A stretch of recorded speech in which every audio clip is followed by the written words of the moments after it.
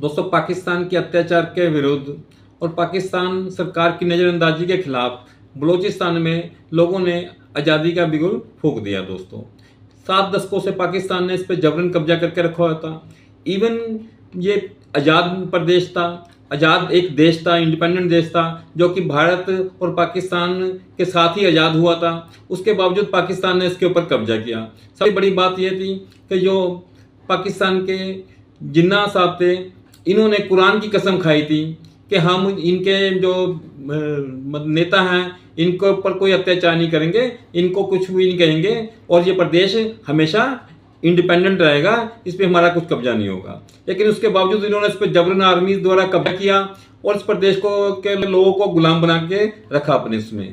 कहने को तो ये इन्होंने इसको आज़ाद ही कहा था कि ये आज़ाद है, लेकिन सारा कब्जा इनका था और ये यहाँ पर लूटपाट करते रहे। यहाँ पे जो ये प्राकृतिक संपन्न प्रदेश था, यहाँ से सारा कुछ मतलब के उसकी जो मिनरल्स थे वहाँ उनका दोहन करते रहे, नेचुरल गैस का दोहन करते रहे।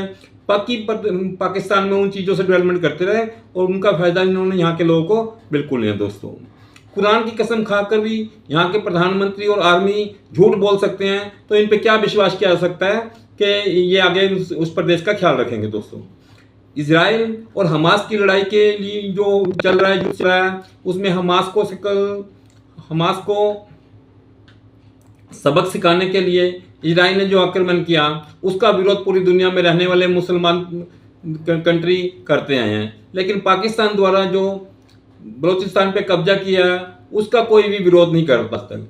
इंटरनेशनल फोरम पे कोई भी आवाज़ नहीं उठाता, बलूचिस्तान की कोई भी बात सुनने को तैयार नहीं है। दोस्तों, जबकि बलूचिस्तान पाकिस्तान का सबसे बड़ा स्टेट है। जैसे माना कि पाकिस्तान कहता है ये हमारा हिस्सा है, तो उसमें भी बलूचिस्तान पाकिस्तान का सबसे बड़ा स्टेट है और इसकी अप्रोक्सीमेटली 3.47 लाख वर्ग मीटर इसकी दोस्तों भौगोलिक क्षेत्रफल है और यहाँ पर तकरीबन 1.5 करोड़ के करीब आबादी है।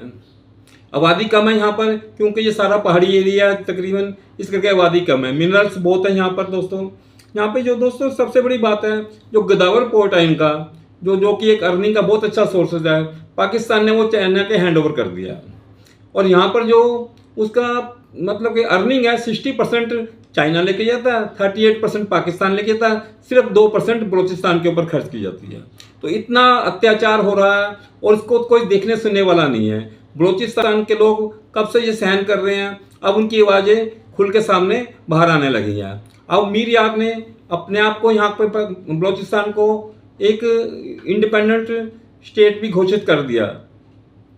दोस्तों, लेकिन ये इंडिपेंडेंट स्टेट बनने के लिए इसके रास्ते में बहुत सी अड़चनें आएंगी, क्योंकि यूएनओ में प्रस्ताव भेजने से सिर्फ नहीं बन जाएगा। यूएनओ में प्रस्ताव भेजा, यूएनओ अपनी सिक्योरिटी काउंसिल के पास भेजेगा और जहाँ पर कि 15 सदस्य होते हैं, 15 सदस्यों में से 9 सदस्यों का इसको सहमति देना जरूरी है।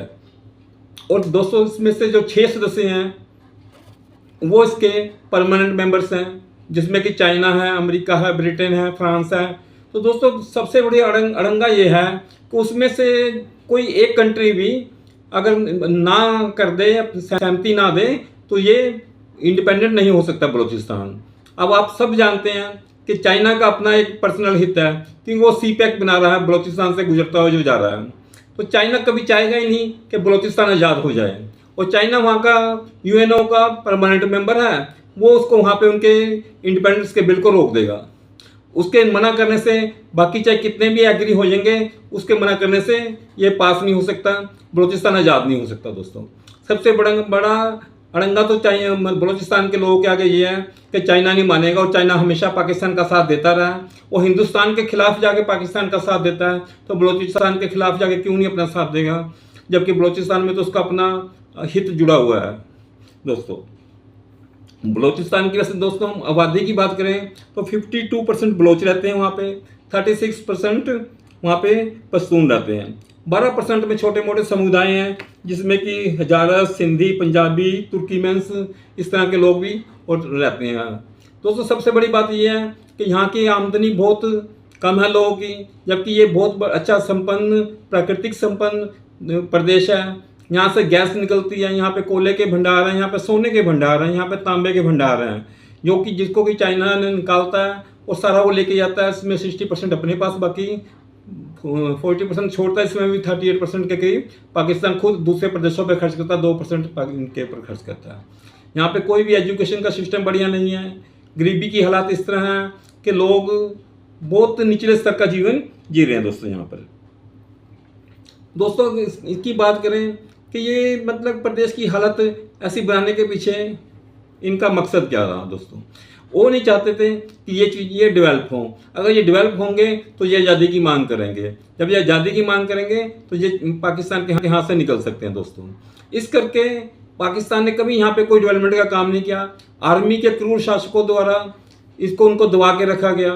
इनको मतलब कि औरतों के साथ रेप किए जाते रहे हैं, और जो कि इनके पुरुष हैं इनको जो आवाज़ उठाता था उनको वहाँ से किडनैप कर दिया जाता था दोस्तों। जो बलूचिस्तान में इस समय मीर आ रहे हैं, उन्होंने घोषणा करी कि बलूचिस्तान अब पाकिस्तान का हिस्सा नहीं है, हम आज़ाद हुए हैं। इंडिया से सपोर्ट मांगी उन्होंने ये कहा कि आप इंडिया में हमारा एक एम्बेसी खोल दीजिए। दोस्तों अगर इंडिया सपोर्ट भी करता है, बहुत अच्छी बात है, इंडिया को करना भी चाहिए, इंडिया सपोर्ट भी करता है, लेकिन सबसे बड़ी इनकी आगे जो लीगली प्रॉब्लम आएगी आगे जाके कि जो यूएनओ के अंदर चाइना इनका साथ नहीं देगा। चाइना इस बात को कभी एग्री नहीं होने देगा कि वहाँ पे आज़ाद हो जाए दोस्तों।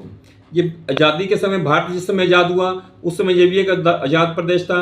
अंग्रेजों ने इसको भी छोड़ा उस समय, और इस शर्त के साथ छोड़ा जिस वो मीटिंग हुई जिसके अंदर के जवाहरलाल नेहरू, जिन्ना और जो माउंटबेटन और जो बलूचिस्तान के प्रधान थे ये शामिल हुए इसके अंदर।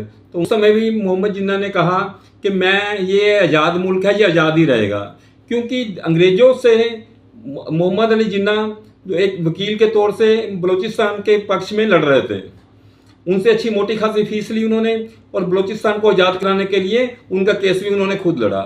जब बलूचिस्तान आज़ाद हुआ तो उसके ऊपर कब्जा करने के लिए मोहम्मद जिन्ना ने ही सेना भेजी, क्योंकि वो ये मतलब के दोगले चित्तर के लोग थे।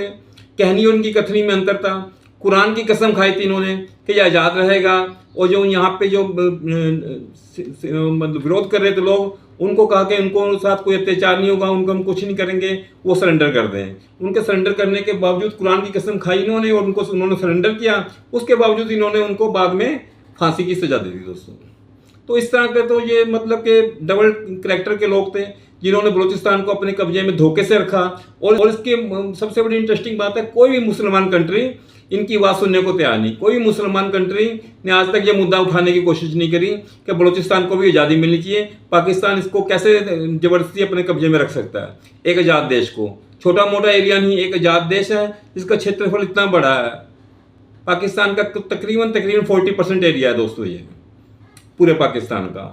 तो पाकिस्तान इस पर कब्जा करके बैठा और कोई भी मुसलमान कंट्री इनकी बात सुनने के लिए तैयार नहीं है। इस समय हालात ऐसे हो गए हैं कि यहाँ पर आए दिन बम फूट रहे हैं, पाकिस्तान की सेना को मार मार के भगाया जा रहा है, पाकिस्तान की पुलिस अपनी चौकियाँ छोड़ के भाग रही है, और लोग मतलब के आगे से आगे बढ़ रहे हैं, अपने आप को आज़ादी की तरफ को लेके जा रहे हैं। लेकिन सबसे बड़ा उनके है कि एक प्रदेश को रिकॉग्निशन मिले, प्रदेश को चलाने के लिए उनको कुछ धन की जरूरत होगी और सहयोग की जरूरत होगी। वो उनको यूएनओ जब तक नहीं देगा जब तक वो आज़ाद घोषित नहीं हो पाते हैं। और आज़ाद घोषित होने के आगे सबसे बड़ा पंगा है चाइना, वो चाइना होने नहीं देगा दोस्तों। भारत भी मदद करना चाहता है, शायद कर भी रहा हो इंटरनल उनकी मदद, लेकिन सबसे बड़े पंगा तो उसके आगे यही है कि भारत खुल के मदद नहीं करेगा, क्योंकि भारत के अपने भी बहुत से इंटरेस्ट हैं इस तरह के कि भारत चीज़ें खुल के सामने नहीं ला सकता। वैसे हर भारतीय बलूचिस्तान के साथ है, बलूचिस्तान को हेल्प करने के लिए तैयार है, पर जो उसके आगे लीगली अड़चने हैं उसको दूर करने के लिए बहुत लंबा एक उनको सफर तय करना पड़ सकता है दोस्तों। आप अपनी राय इस वीडियो के बारे में बताइएगा। मिलते हैं अगली वीडियो में, तब तक नमस्कार दोस्तों।